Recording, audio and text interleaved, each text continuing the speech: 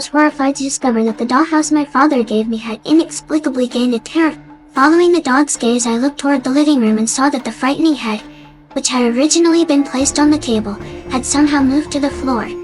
Curious, but just as I stood there in confusion, the dolls in the dollhouse moved again on their own. This time Mr. N on the staircase, staring in horror at the head on the sofa.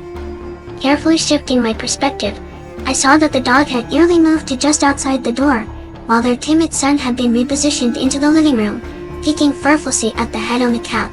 Anxiously, I looked back toward the living room, only to find that the Smiths on the staircase and the terrifying head on the sofa had all mysteriously vanished in an instant.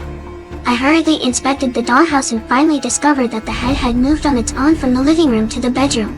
At that moment it dawned on me the dollhouse must be haunted.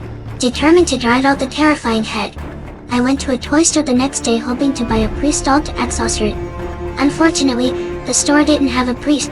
I placed the priest inside the dollhouse and pleaded with him to defeat the evil head and protect the Smith family. Then, armed with a flashlight, I nervously peered inside. The priest was wandering through the dollhouse with an axe, searching intently. But strangely, the head then hiding in the mirror had disappeared again. Just as I was trying to make sense of it all, my flashlight began flickering eerily. In that split second, the priest leaned halfway out of the window. My anxiety spiked. I rushed to the other side of the dollhouse only to find that the priest had been killed. I quickly looked back inside and was horrified to see the terror. The sight made me scream aloud. My scream woke my mother.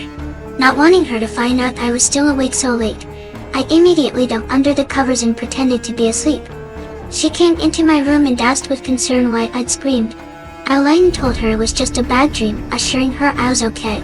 After she left, still suspicious, I rushed back to the dollhouse only to find that, in just those few short minutes, Mr. and Mrs. Smith had already been brutally murdered.